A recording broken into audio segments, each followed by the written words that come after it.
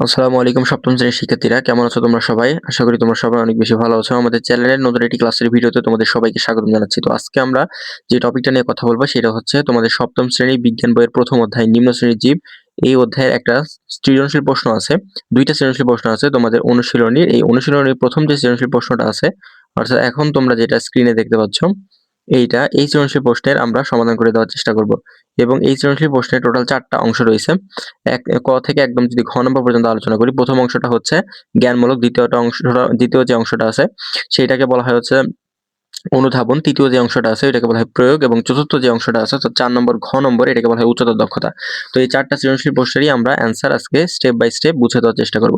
তার আগে এখানে উদ্দীপকে দুইটা হচ্ছে জীবের ছবি, অণুজীব মানে নিম্ন শ্রেণীর জীবের ছবি দেওয়া হয়েছে। চিত্র 1 যে ছবিটা দেওয়া হয়েছে এটা হচ্ছে অ্যামিবা, এবং চিত্র বি অর্থাৎ 2 যেই ছবিটা দেওয়া হয়েছে সেটা হচ্ছে ব্যাকটেরিয়ার ছবি। তার মানে চিত্র 1 অ্যামিবার ছবি দেওয়া হয়েছে এবং চিত্র 2 ব্যাকটেরিয়ার ছবি দেওয়া হয়েছে। তো আজকের এই ক্লাসে আমরা অ্যামিবা এবং ব্যাকটেরিয়ার এই দুইটা বিষয় সম্পর্কে আলোচনা করব। তো আমরা একদম স্টেপ বাই স্টেপ যে বিষয়গুলো আছে এগুলো ফলো করে একদম উত্তরে চলে যাই। তো এখন তোমরা স্ক্রিনের সামনে যেটা দেখতে পাচ্ছ সেটাই হচ্ছে তোমাদের সৃজনশীল প্রশ্ন 1 এর উত্তর, বিজ্ঞান নতুন বই 2026 সালের।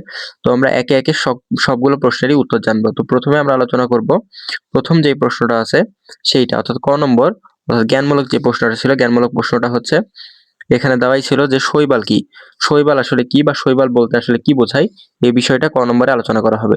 তো শৈবাল হলো ক্লোরোফিল যুক্ত এক ধরনের সরল উদ্ভিদ, যেগুলো প্রধানত জলজ পরিবেশে বসবাস করে এবং সালোক সংশ্লেষণের মাধ্যমে নিজের খাদ্য তৈরি করতে পারে। তার মানে শৈবাল কি? শৈবাল হলো ক্লোরোফিল যুক্ত সরল উদ্ভিদ, যেগুলো প্রধানত জলজ পরিবেশে বসবাস করে এবং সালোক সংশ্লেষণের মাধ্যমে নিজের খাদ্য তৈরি করে। যদি প্রশ্নে বলে যে শৈবাল কি, তাহলে এতটুকু লিখে দিলে কিন্তু তোমরা 1 মার্ক এখানে পেয়ে যাচ্ছ। তো এরপরে আমরা চলে যাব তোমাদের যে অনুধাবন যে অংশটা আছে সেই অংশে। অনুধাবন অংশে অর্থাৎ খ নম্বর প্রশ্ন করা হয়েছিল যে ছত্রাককে মৃতজীবী বলা হয় কেন, ব্যাখ্যা করো। ছত্রাককে কেন মৃতজীবী বলা হয়? তো এইটার উত্তর যেটা সেটা হচ্ছে ছত্রাক মৃত পচা গলা উদ্ভিদ প্রাণীর দেহ থেকে খাদ্য গ্রহণ করে। তারা মূলত মৃত জৈব পদার্থ ভেঙে সেখান থেকে পুষ্টি শোষণ করে বেঁচে থাকে, তাই ছত্রাককে মৃতজীবী বলা হয়। ঠিক আছে, তার মানে এতটুকু লিখলে কিন্তু খ নম্বরে তোমরা 2 মার্ক পেয়ে যাচ্ছ।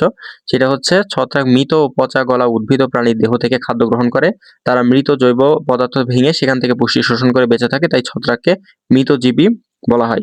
সো এরপর যদি আমরা আলোচনা করি গ নম্বর, যেটাকে বলা হয় প্রয়োগ প্রশ্ন। প্রয়োগের তোমাদের হচ্ছে উদ্দীপকটা অনেক বেশি গুরুত্বপূর্ণ। প্রয়োগ এবং উচ্চতর দক্ষতা এই দুইটা প্রশ্নের ক্ষেত্রে, অর্থাৎ গ নম্বর এবং ঘ নম্বর এই দুইটা প্রশ্নের ক্ষেত্রে তোমাদের উদ্দীপক যেটা আছে ওইটা অনেক বেশি গুরুত্বপূর্ণ। সো গ নম্বর যে প্রশ্নটা দিয়েছিল সেটা হচ্ছে চিত্রের এ দ্বারা সৃষ্ট রোগ প্রতিরোধের উপায় ব্যাখ্যা করো। তো চিত্রে এ যেটা ছিল, চিত্রে এ ছিল হচ্ছে অ্যামিবার একটা ছবি দেওয়া ছিল। তো অ্যামিবার মাধ্যমে আসলে যেই রোগগুলো হয় ওই রোগগুলো প্রতিরোধে আমরা কি কি ব্যবস্থা গ্রহণ করতে পারি সেই বিষয়গুলো সম্পর্কে এখানে আলোচনা করা হবে। সো প্রথমে আমরা কি করতে পারি, এই যে দেখো প্রথমে লিখতে হবে যে এ হলো অ্যামিবা, যা মানুষের আমসা রোগ সৃষ্টি করে। আসলে প্রথমে আমাদের উল্লেখ করে দিতে হবে যে উদ্দীপকের মানে জীবটা আসলে কি ছিল। তো এই জীবটা হচ্ছে অ্যামিবা, যেটা আসলে অণুজীব বা নিম্ন শ্রেণীর জীব, এবং সেটা মানুষের যে রোগ সৃষ্টি করে সেটা উল্লেখ করে দিতে হবে, যা মানুষের আমসা রোগ সৃষ্টি করে। এবং তারপর তোমরা লিখবে যে এই রোগ প্রতিরোধের উপায় হলো। কি কি উপায় আছে এখানে ভালো করে খেয়াল করো, তোমরা স্টেপ বাই স্টেপ গুলো লিখতে পারবে। এখন তোমাদেরকে একটা উপায় এখানে উল্লেখ করতে হবে। প্রথমত বিশুদ্ধ ও ফুটানো পানি পান করা। 2 খাবার ভালোভাবে ঢেকে রাখা। 3 খাওয়ার আগে ও টয়লেট ব্যবহারের পর সাবান দিয়ে হাত ধোয়া। 4 কাঁচা ফল ও শাকসবজি ভালোভাবে ধুয়ে খাওয়া। এবং 5 হচ্ছে অস্বাস্থ্যকর পরিবেশ এড়িয়ে চলা। এই 5টা যদি টপিক তোমরা স্টেপ বাই স্টেপ যদি দিয়ে আসতে পারো তাহলে কিন্তু এখান থেকে তোমরা 3 মার্ক পেয়ে যাবে।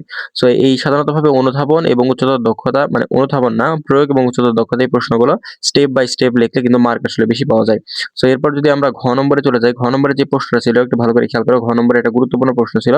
ঘ নম্বরের প্রশ্নটা হচ্ছে যে যে ক্ষতিকারক জীবটা আছে, ক্ষতিকারক জীব অর্থাৎ ব্যাকটেরিয়ার কথা এখানে বলেছে, যে এটা ক্ষতিকারক জীব হলো পরিবেশের জন্য এটি গুরুত্বপূর্ণ, যুক্তি সহ তোমার মতামত দাও। যেহেতু যেই জীবটা দেখানো হয়েছে ওইটা যেহেতু ব্যাকটেরিয়া, তার মানে এখানে আমরা বলতেই পারি যে উত্তরে একদম শুরুতেই বলবো যে উদ্দীপকে দেখানো জীবটি হচ্ছে ব্যাকটেরিয়া।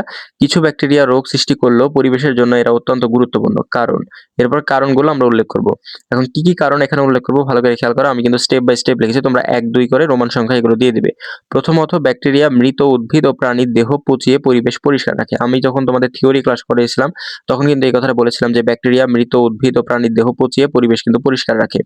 এরপর 2 নম্বর হচ্ছে মাটির উর্বরতা বৃদ্ধি করে নাইট্রোজেন স্থিতিকরণ করে, অর্থাৎ মাটি মাটির উর্বরতা কিন্তু বৃদ্ধি করে ব্যাকটেরিয়া। 3 নম্বর হলো দই, পনির, ভিনেগার ইত্যাদি তৈরিতে ব্যবহৃত হয় হচ্ছে ব্যাকটেরিয়া। দই, পনির, ভিনেগার এই টাইপের খাবারগুলো তৈরিতে কিন্তু ব্যাকটেরিয়া ব্যবহৃত হয়। তার মানে এটা পরিবেশের জন্য উপকারী। এরপর পরিবেশের পুষ্টি চক্র বজায় রাখতেও কিন্তু সহযোগিতা করে হচ্ছে ব্যাকটেরিয়া।